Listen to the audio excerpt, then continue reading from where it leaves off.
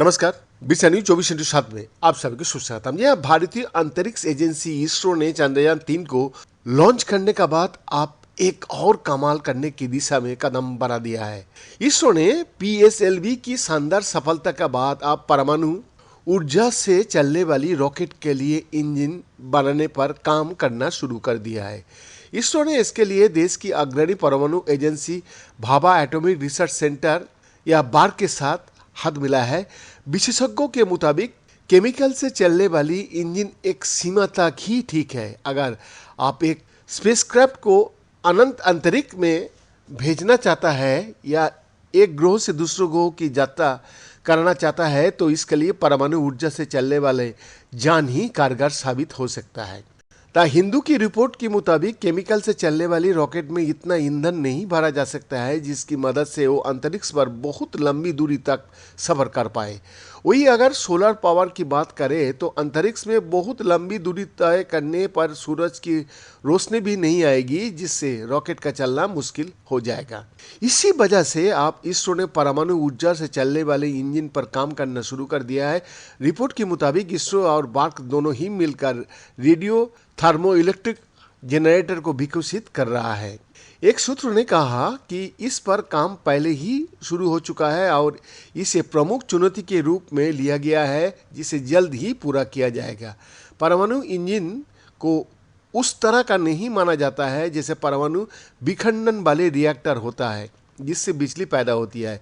Radio thermo electric generator के अंदर radio active material जैसे प्लूटोनियम 238 या स्ट्रोंटियम 90 का इस्तेमाल किया जाता है। ये जब नष्ट होता है तो गर्मी पैदा करता है। इस इंजन में दो हिस्से होंगे। पहला दो रेडियो आइसोटोप हीटर यूनिट जिससे गर्मी पैदा होगी और दूसरे रेडियो थर्मो इलेक्ट्रिक जनरेटर होंगे जो इस गर्मी को इलेक्ट्रिसिटी में बदल देंगे। ये गर्मी इसके बाद थर्मोकपल में बदल जाएगी। ये एक ऐसा मटेरियल है जो वोल्टेज पैदा करता है। अगर आसान भाषा में कहे तो एक रॉड की कल्पना कीजिए जिसका एक सिरा बहुत गर्म होता है तो दूसरा सिरा नहीं होता है, लेकिन पूरे रॉड का अंदर ही वोल्टेज होगा। इस वोल्टेज का इस्तेमाल बैटरी को चार्ज करने में किया जा सकता है जो सैटेलाइट को जरूरी ताकत मुहैया कराएगी।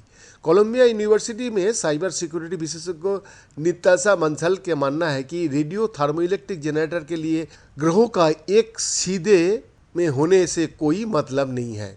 निताशा ने कहा कि इससे वैज्ञानिकों को लॉन्च विंडो की जरूरत बहुत कम होगी। रेडियो थर्मोइलेक्ट्रिक जनरेटर हालांकि कोई नई बात नहीं है। अमेरिकी अंतरिक्ष एजेंसी नासा का स्पेसक्राफ्ट वॉयेजर, कैसिनो और क्यूरियोसिटी भी इसी तरह का इंजन से चलता है।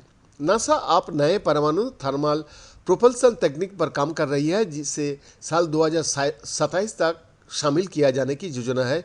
इस नई तकनीक की मदद से अंतरिक्ष यात्री बहुत तेजी से सुदूर अंतरिक्ष में यात्रा कर सकेंगे। इससे नासा के अंतरिक्ष यात्रियों के मंगल ग्रह और चांद पर आसानी से जाने का रास्ता साफ होगा।